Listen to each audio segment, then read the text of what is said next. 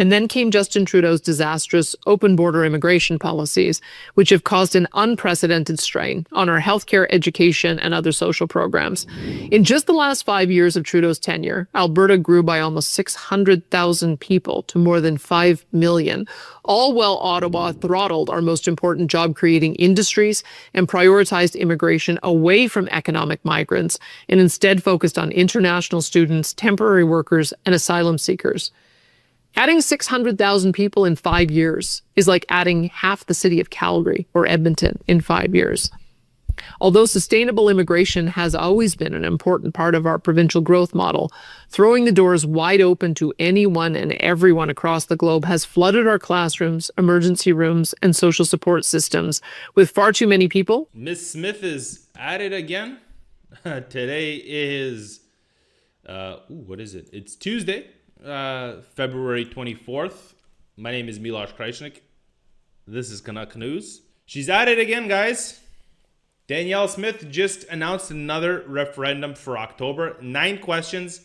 One stands out. Should Alberta get the same immigration powers as Quebec? And this isn't the first time that Alberta is going toe-to-toe to Quebec, because we all know how favorable Quebec is in the Federation. Quebec gets a lot of powers that other provinces just simply don't. Why is it that way? Well, I mean, they say Quebec is special, they say all of that stuff, but Alberta's fed up with financing Quebec. Quebec has 62 foreign offices, guys. They have more foreign offices, consulates, than some countries have embassies around the world. When Quebec is able to actually, set its own rules and guidelines for immigration policy, and Alberta can't, but Alberta's financing the province. They're saying, hey, if these guys can do all of this stuff, why can't we? But this is what this actually means. Since 1991, Quebec has had total control over economic immigration to the province. They literally choose who comes, they set the criteria, and they actually tell Ottawa how many immigrants they want.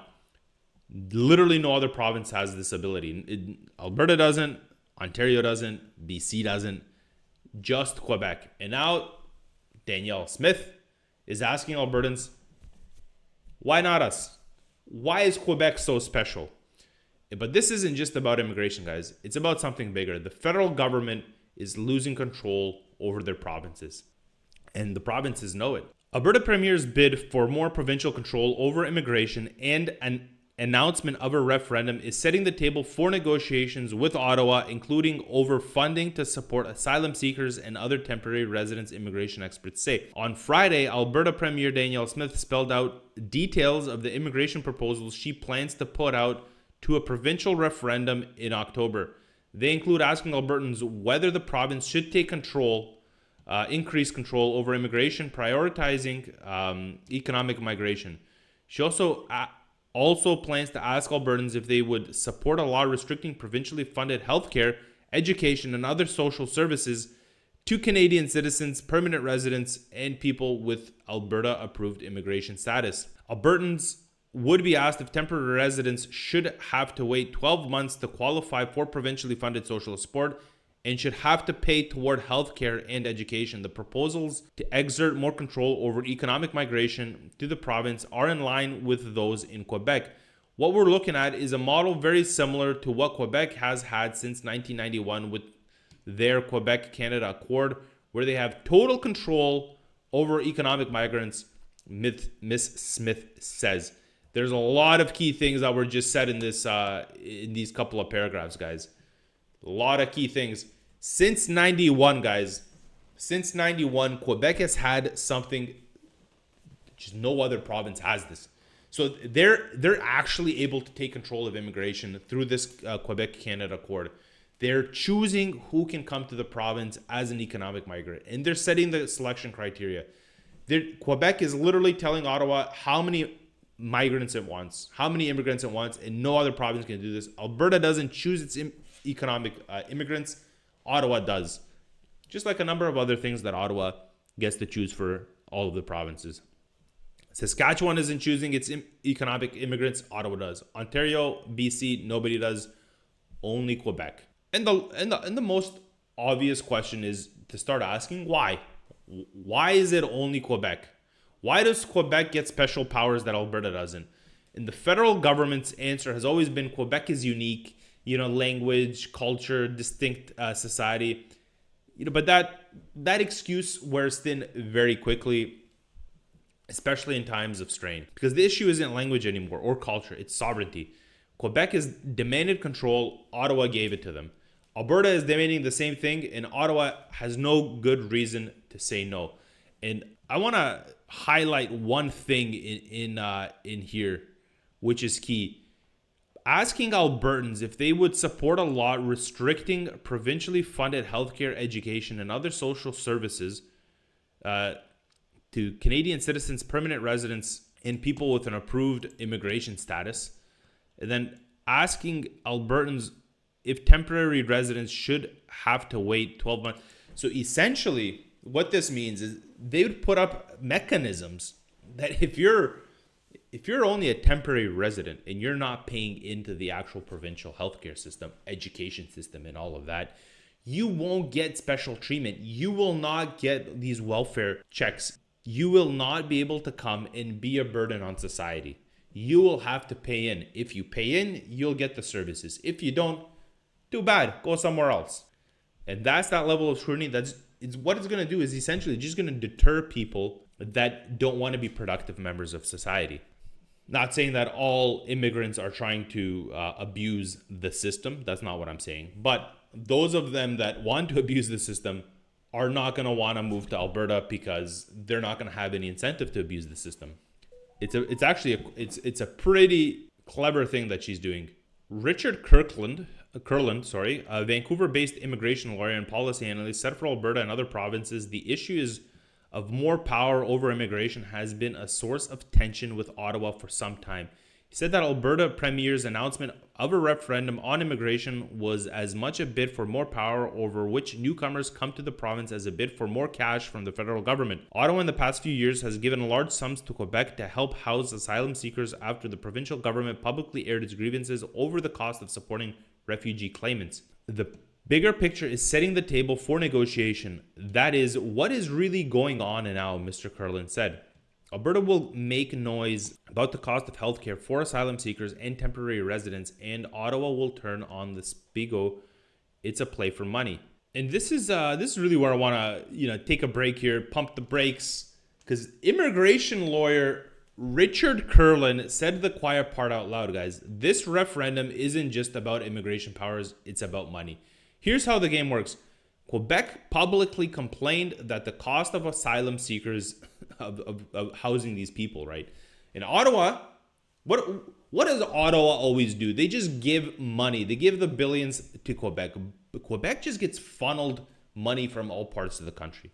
There's no accountability on how they use that money, and there's no strings attached. And we've seen this because we've seen Quebec's spending habits. And, they're having a very specific healthcare crisis. Why? Why do they have 62 foreign offices? Why are they, with all of these additional expenses and the lack of functioning bureaucracy that exists in the province, why are they still getting more money? But they keep getting it.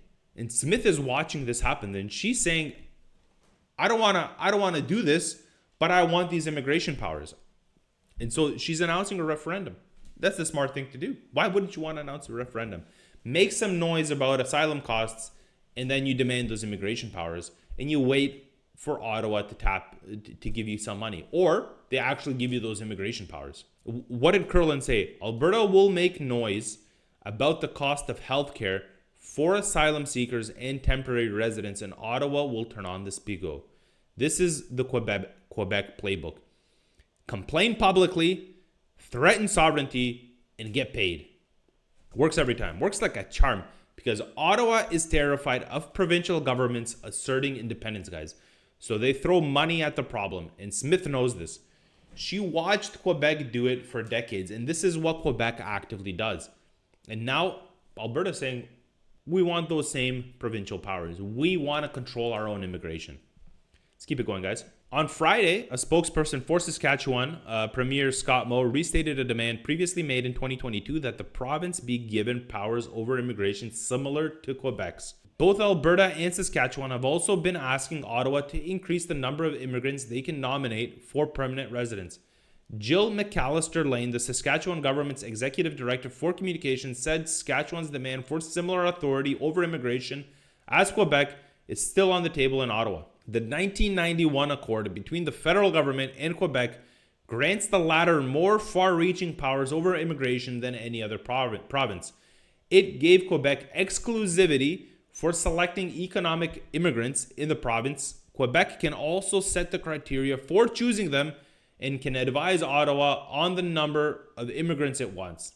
So, guys, we need to unpack this because this is a fully loaded couple of paragraphs here. We got Saskatchewan just restated its demand for Quebec level immigration powers. So Saskatchewan's doing it as well. And this isn't new. They did it in 2022 and Ottawa ignored them. And now Saskatchewan's asking again. And this is why this matters, because Alberta's not alone. This is turning into a nationwide thing. It's slowly eroding the federal unity because Ottawa has been playing favorites. And you can't play favorites if you want to have national unity. Everybody has to pull up their own socks and fit the bill for their own respective provinces. And now two of the provinces are demanding the same powers Quebec has. And it's the two provinces with the two main national exports in Canada: oil and potash. All of the oil is in Alberta and Saskatchewan, and basically all of the potash is in Saskatchewan. So this is a very delicate topic. These provinces hold a lot of control, even if they're not the most populous. And so how long is it before Ontario starts asking for the same thing? How long is it before BC starts saying, we want to take control as well? I don't know about BC, to be honest, because they're so NDP, they're so liberal that I think they love that level of immigration for whatever reason. But it's literally becomes how long before every province says, if Quebec gets to take total control over economic immigration, why don't we? If Quebec has all of these special powers to have all of these foreign offices, but we still have to pay them billions of dollars a year so that they can be economically leveled off with the rest of us, why don't they just close some offices? The federal government never has any answer when it comes to Quebec. It's insane, guys. Because the justification for Quebec for their special status was always language and culture, but that excuse, it just doesn't work anymore, guys. Alberta doesn't speak French. Neither does Saskatchewan. They don't care. They just don't care. They're demanding the Quebec powers for a different reason, guys. Economic sovereignty. And they want to choose which people can enter their province. Who is going to stay and live in their province? They want to set that immigration criteria based on their economies, guys, not on Ottawa's politics. And Ottawa can't stop them. And it's because under the Constitution, immigration is a shared jurisdiction, guys. We've read it. Provinces can make their own immigration laws as long as they're not repugnant to federal law. So Quebec proved you can get control. You can get total control if you want. And Alberta and Saskatchewan are waiting next. Guys, and this is why this matters to Canadians. This isn't about immigration numbers, guys. It's about provincial sovereignty. Three things are happening simultaneously here. First, Quebec, they've had total control over economic immigration since 91, guys. They choose who comes. They set the criteria. They tell Ottawa the numbers, and no other province has that capability. The second thing is Alberta and Saskatchewan are actually demanding equal treatment. No special treatment, equal treatment. And so how do you say no to equal treatment? How do you say no? Oh, you're not special? Oh, all of the oil that you own, oh, that's not special, right? That's, you have no economic powers, that makes you special, or Saskatchewan. You're not special, right? Quebec is special.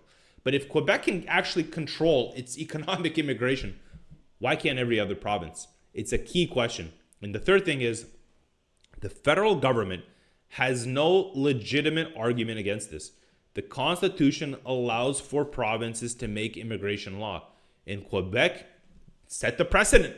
They set the precedent and proved it's possible. And the only thing stopping Alberta and Saskatchewan is Ottawa saying no. But Ottawa's no, we're seeing it, guys. It's just getting weaker. This is all I have for you guys today. I hope you guys liked today's episode. Please like, share, and subscribe. Leave some comments in the comments section below. I'd love to hear what you guys think about today's episode and what this means for Canada. Stay informed, stay curious, and God bless Canada. This is Canada. Maple syrup and log cabin say, ay, kick your ass all hockey season.